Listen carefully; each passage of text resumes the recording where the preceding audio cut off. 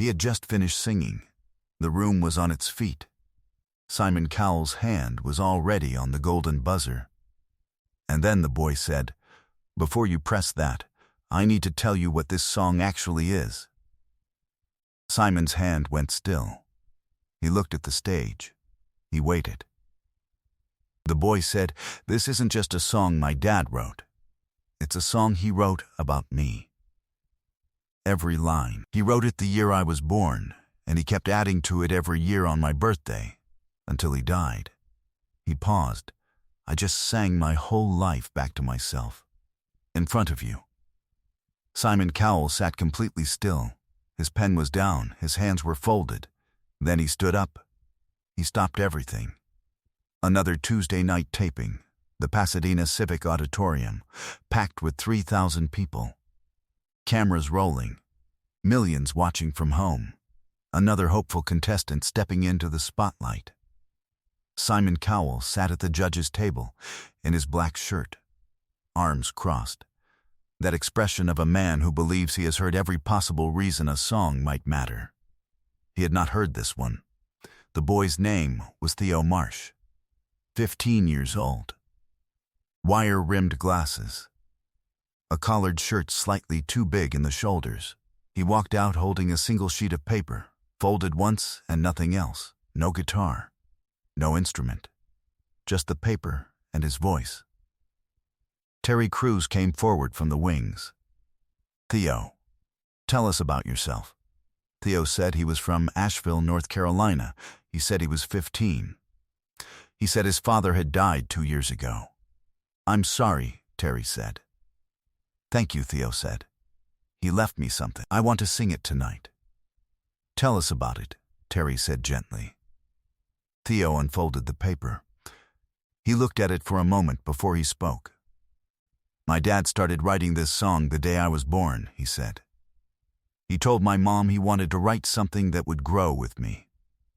Every year on my birthday he added a verse.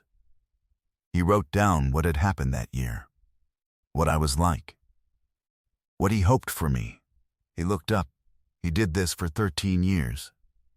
Then he got sick, and he couldn't finish the 14th verse. So there are 13 verses, and one unfinished one, and I'm going to sing all of it tonight. Including the part that isn't done," he sang. It began simply, a melody built for a newborn, gentle and unhurried, the kind of thing you'd hum over a crib. Then the verses moved forward in time, each one carrying a little more weight, a little more specific detail, the way a person carries more of themselves as they grow. A verse about Theo's first steps, a verse about a summer at the lake, a verse about Theo getting glasses at 9 and hating them, and then, eventually, not hating them. A verse about a dog they'd had for 3 years and lost. Short, simple, just the facts of the loss and what it had cost a 7-year-old to learn that some things don't come back. A verse about a fight they'd had when Theo was 12. Written with such honesty that the room could feel the particular ache of it. A father documenting his own failures alongside his hopes. Refusing to make the song a lie by leaving out the hard years. And then the 13th verse. About illness, about fear, about a father trying to write hope into something he no longer fully believed in himself. And then silence, the unfinished 14th verse. Theo did not sing it, because there was nothing written. He simply said, into the quiet, and this is where it stops. Where he had to stop. The auditorium did not move. Howie Mandel had both hands pressed flat to the table, head down. Heidi Klum was crying without trying to hide it. Sofia Vergara sat with her hand over her mouth, completely still.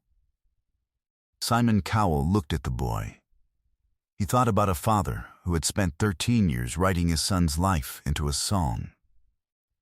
Before he had any idea how the song, or the life, would end, he thought about what it meant to leave something so plainly, devastatingly unfinished. to trust that the unfinished part would say as much as anything completed ever could. And something in Simon's face gave way entirely. He stood. He did not say anything yet. He walked to the front of the stage. "Say it again," Simon said. "What you just told us. That this is a song about you." "Every line," Theo said. "He never wrote about anyone else. Just me. Every year." Simon nodded slowly. "To understand what happened next, you need to understand what happened 16 years earlier." Daniel Marsh had been a carpenter his whole working life. The kind of man who built porches and kitchen cabinets and the occasional bookshelf. Careful and unhurried. The kind of craftsman who measured twice out of respect for the wood rather than fear of wasting it. He was not, by his own account, a musician. He had played a little guitar as a teenager and let it go. He kept one in the closet, mostly untouched, until the week his son was born. He sat down with that guitar 3 days after Theo came home from the hospital. He did not know what he was doing, exactly. He just knew he wanted to mark the moment somehow, in a way that would last longer than a photograph.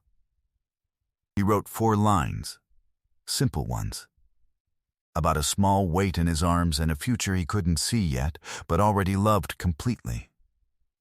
He did not plan to keep going, but the next year, on Theo's first birthday, he found himself reaching for the same notebook, the same 4 chords.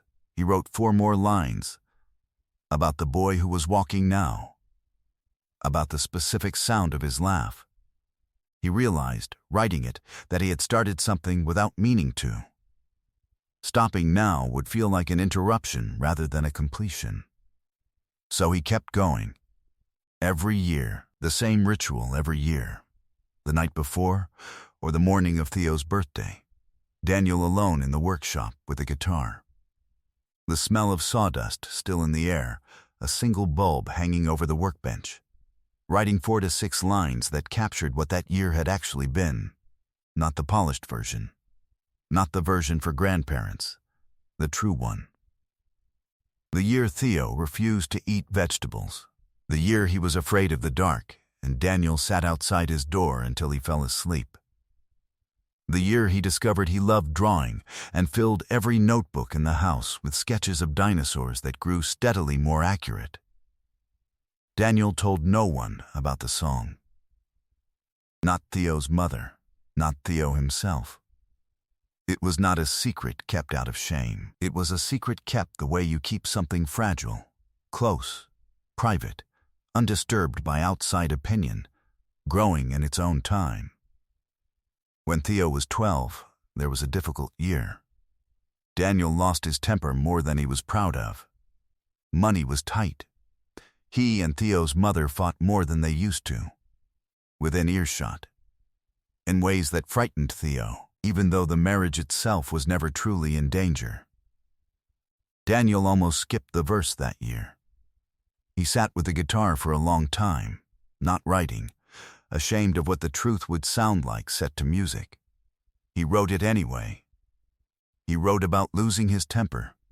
He wrote about being a father who was, that year, not always the father he wanted to be. He decided that a song that only told the good years was not honest enough to be worth finishing. If it was going to mean anything, it had to be true, including the parts that were hard to say. Daniel was diagnosed with stage 4 melanoma the spring Theo turned 14. It had already spread by the time they found it, a mole on his shoulder he'd been meaning to get checked for over a year, always putting it off, always finding something more urgent. The doctors were honest about the timeline. Months, not years. Daniel took the news the way he took most things in his workshop. Quietly, without drama. Already thinking about what needed to be done next. He kept working as long as his body allowed. He finished one last set of kitchen cabinets for a family down the road. He insisted on it even after his hands had started to shake. He told Theo's mother about the song in his final month. the only person he ever told before Theo himself. He told her on a quiet afternoon, sitting up in bed, when the pain medication had given him a clear hour. He explained the whole thing. The 4 lines after the hospital. The yearly ritual. The notebook hidden in the workshop drawer under a stack of sandpaper, where no one would think to look. He asked her to make sure Theo found it. He did not specify how or when. He trusted her to know. That was the kind of marriage they'd had. Trust, even at the end. Especially at the end. He sat down to write the 14th verse 3 weeks before he died. He went out to the workshop, the way he always had, and turned on the single bulb over the workbench. He sat for 2 hours. He wrote nothing. The guitar stayed in his lap, untouched. He told Theo's mother that evening that he didn't know how to write hope into an ending he couldn't see past. He said he would try again the next day. He did not get the chance. He died 9 days later, with the 14th verse still blank. Theo's mother gave him the notebook on his 15th birthday, 6 months after the funeral. She had waited, the way Daniel had asked her to, until the timing felt right rather than convenient. She did not explain much beforehand. She simply handed it to him and said, "Your father wrote this for you. Every year of your life, read it when you're ready." Theo read all 13 verses in one sitting, on the floor of his bedroom. He could not speak for an hour afterward. He read the blank page where the 14th verse should have been for a long time. He understood, eventually, what it meant. Not an absence, an honest stopping place. A father telling the truth about not knowing what came next, right up until he didn't. He decided, sitting there, that the song was not finished. It would never be finished by Daniel, but it could still be heard. He thought that was the end of the story. Until tonight. Simon stood at the front of the stage and looked up at Theo for a long moment. "He wrote about your worst year," Simon said. "He could have left that out. Most people would have." "He said it wouldn't be honest otherwise," Theo said. "He said the song had to be true, or it wasn't worth anything." Simon nodded slowly. His eyes were red. "He was right," he said.